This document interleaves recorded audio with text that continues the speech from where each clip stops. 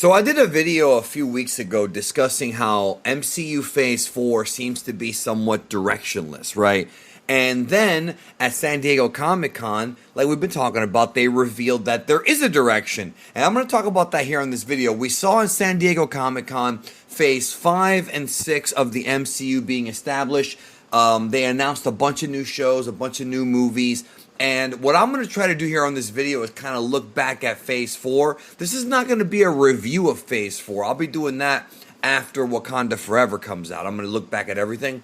But I wanted to see what the seeds being planted are and where I think they're going to go leading into Kang Dynasty and Secret Wars. So basically what Kevin Feige was alluding to, the producer of all this stuff, is that these characters being introduced are going to play a role in either Secret Wars or some kind of future project. Now, there's a bunch of stuff being speculated right now, but what I want to do is look back at Phase 4 and see what things were established, the purpose of these things, and where they could go in the future. So I want to start with the Disney Plus shows. First of all, WandaVision. WandaVision is very important for a couple reasons. Number one, it sort of shows us Wanda's pain and suffering after losing everybody, including Vision, and kind of the post-Endgame, post-Infinity War depression, leading to her becoming the villain in Multiverse of Madness and introducing White Vision. Now, White Vision was not in Multiverse of Madness, which means they have plans for him in the future,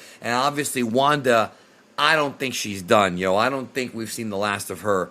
But I think this show, WandaVision, was the first show to really establish the possibility of world-bending powers, and not necessarily the multiverse, even though they did allude to it with the whole Quicksilver thing, but like, it was the first show to really begin sort of this chain of events of, okay, we have these beings that can transcend reality, and that's going to be, and we've seen a little bit of this before, but not to this level.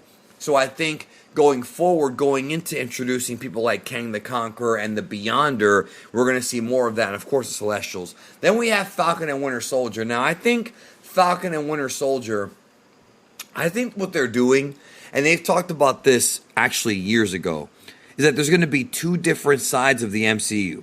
You're going to have the cosmic stuff, the Marvel cosmic stuff, like the Celestials, the Beyonder, Kang, all the craziness. And you're going to have more of a street level stuff with like Daredevil, Moon Knight, things like that, right? Well, what I think is that Captain America, the New World Order movie, is going to obviously branch off of this. You're going to have the street level stuff like, maybe even Secret Invasion, even though, no, Secret Invasion is really cosmic, but there might be some street level stuff there, but also Spider-Man and what happened to him in No Way Home sounds like he might be the lead of the sort of the street level heroes. Not like a leader, but like he'll be the top, the top street level hero when it comes to marketing, when it comes to, working with everybody else. So I think Falcon and Winter Soldier is just going to lead into that. Then we have Loki. Loki is, without question, y'all, this is inarguable, Loki is the most important show in Phase 4 because Loki is going to begin the storyline that will continue in Phase 5 and Phase 6, introducing the multiverse proper, introducing the TVA, and introducing Kang the Conqueror. That all started with Loki. So I think if we trace everything back years from now, Loki is going to end up being the most important show when it comes to laying the foundation of the story. After Loki, we had What If. Now, What If I don't think would have existed properly if it came out before Loki. What If is about alternate universes. We saw Captain Carter. We saw different Doctor Stranges. I think that the show, based on what they've done, is going to be a bit more of a standalone thing, just showing what the multiverse can do. Because I feel like, the evil Doctor Strange in that show was not the same one from Multiverse of Madness, even though I thought it would be. Neither was Captain Carter. So I feel like the stuff in that show might not pop up in the movies, even though they still might, because we still have a lot of movies left before the story ends. So right now it's kind of a thing where if you haven't watched it, it's not really essential to watch, but at some point it may be. Then we have Hawkeye, which I think is going to lead into a couple things. Hawkeye's a street-level character. We have the introduction of Wilson Fisk properly to the MCU, Kingpin, and of course it's going to tie into the Daredevil show. and we have Echo. So I think Echo, Daredevil, Kingpin, all these characters are going to have their own thing going on. Now, that's not to say they won't be involved in Secret Wars, because I certainly hope at least some of them are. But they're going to have their own sort of story going on. Now, when it comes to Moon Knight and Miss Marvel, I have not watched them yet. I've commented on that before, but it seems like Moon Knight is also going to be more of a street-level character, but I haven't seen it yet. And Miss Marvel is definitely going to tie into the Marvels movie, and based on like her powers and everything and her relationship to Captain Marvel, whatever that may be, she may end up being a major player in Secret Wars, along with America Chavez. I feel like America Chavez and her are going to, at some point, meet, because they kind of remind me of each other. You know what I mean? Like, the way they look, they're very young. They're kind of not sure about their powers, not sure about what their place is in the world. They could end up being a pretty cool team if they get together. Now, on top of that, we've got the shows. She-Hulk is coming up, and that's going to also introduce Daredevil and other things. But when it comes to the movies, okay, now I want to switch over to the movies. So when it comes to the movies, obviously the first movie we got was Black Widow, and that one didn't really do much. It introduced the new Black Widow, which could end up being a member of the Dark Avengers. But besides introducing a couple of characters, it really, I don't think, honestly, y'all, is going to have a big, important role in the future of the MCU looking back on it. You know, the movie wasn't that great to me. I think it was more so supposed to give us more of a backstory on the Scarlet Witch. Not Scarlet Witch. Scarlett Johansson plays her. The Black Widow. Why did I say Scarlet Witch? Well, I guess Scarlett Johansson gets me confused. But anyways, the backstory of her and like what happened to her, and it makes us feel more for the character. But I don't think they accomplished that. I think that this movie's going to end up being kind of an anomaly. Like, you know. Now, Eternals is interesting because that movie was not very well received.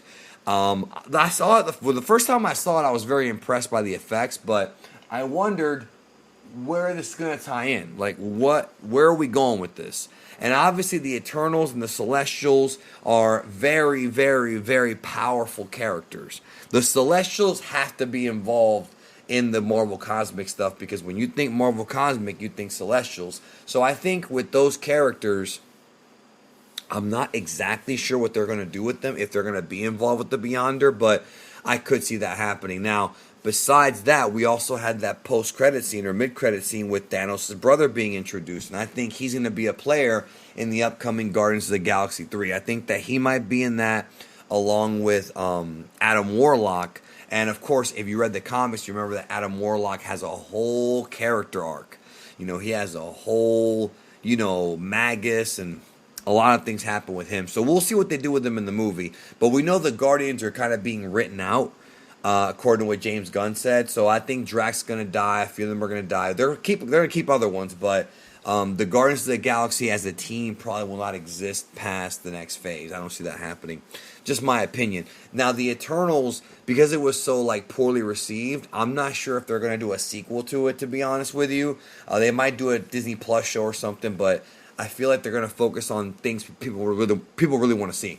Now, then we had No Way Home. To me, that's the best movie in the MCU Phase 4. Obviously, it's a Sony product, and that introduced, Toby and Andrew, brought them back from the Sonyverse, and I do believe that Toby and Andrew and, Tom Holland Spider-Man are all going to be involved in Secret Wars, but I also think that Tom Holland Spider-Man's going to end up being a street-level hero and face off against the Kingpin. At least I hope he goes against the Kingpin, because that's a great comic book rivalry. Now, I also want to point out, too, that there are a few other characters that we've been kind of waiting on. The Punisher hasn't been reintroduced yet into the MCU.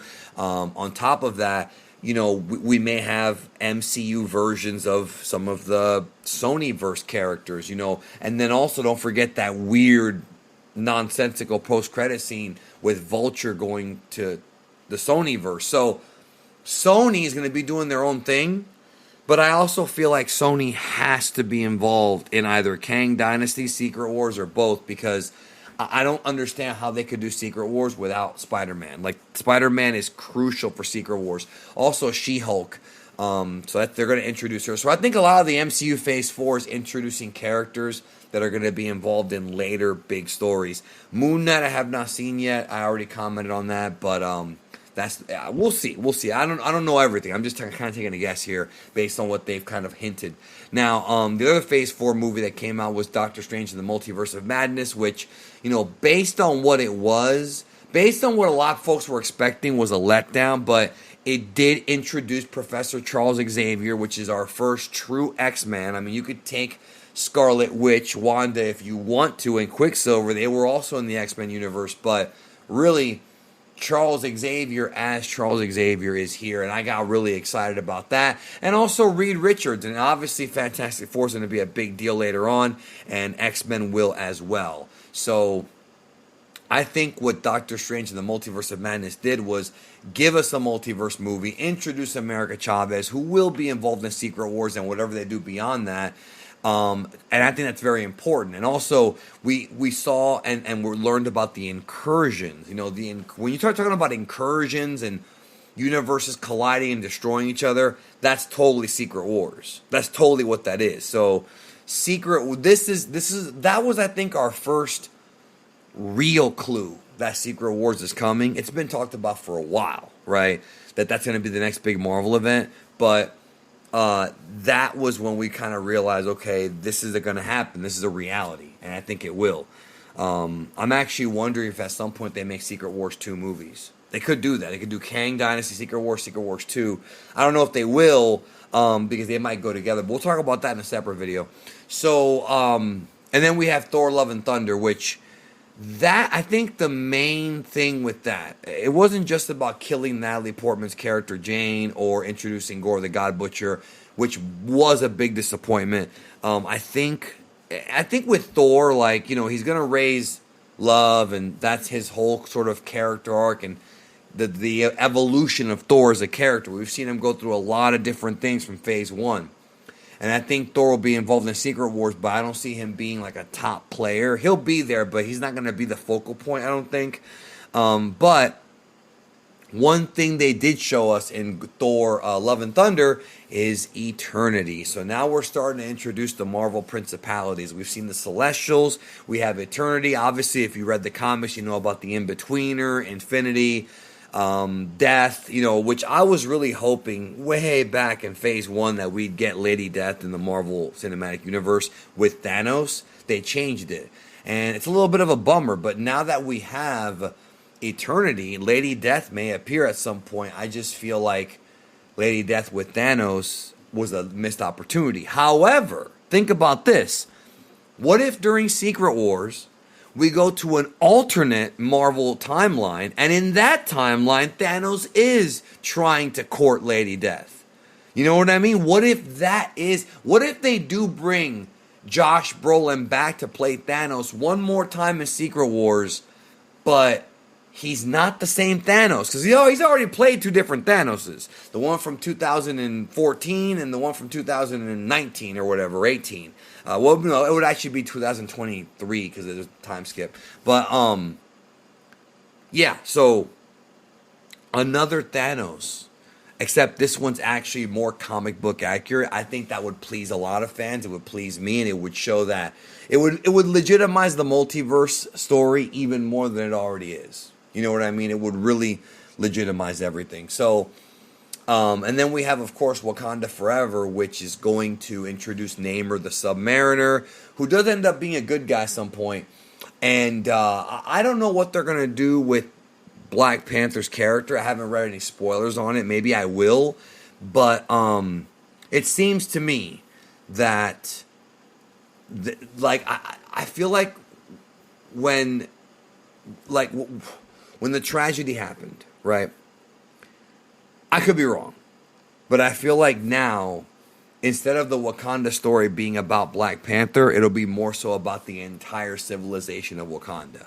I think that whatever plans they had for Black Panther changed, and I think that they're gonna probably make it more of a group thing, more of a family thing, as opposed to it just being about Black Panther. Because really, the story arc of Black Panther has somewhat ended. You could do more with him, obviously, but the whole thing with his battle, with his father dying in Civil War, and then him helping out the Avengers, in Endgame and in Infinity War, all of that is satisfying to me, and I would have loved to have seen more Black Panther stories, but I feel like they're going to put that character on ice and focus more on Wakanda as a whole than just the Black Panther. So, and Namor's a very important old school character. I might do a video about him. So, that's what I think Phase 4 is ultimately going to do. I still feel like a lot of the Phase 4 films were letdowns, honestly. A lot of the Phase 4 products were.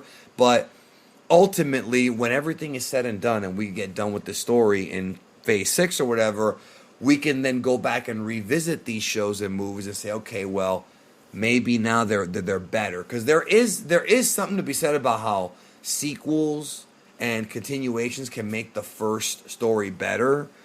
Insidious Part 2 did it with Insidious Part 1. In my opinion, there's a few other things that have done it. It doesn't happen all the time. And I feel like this is one of those cases where if they end the story right, when we go back to the beginning again, everything kind of be... I'm not saying it'll make everything great, but it'll at least make more sense. And we'll understand why these things happen the way they did. With that being said, I'm going to end the video. Thanks for watching. Take care. Talk to you soon.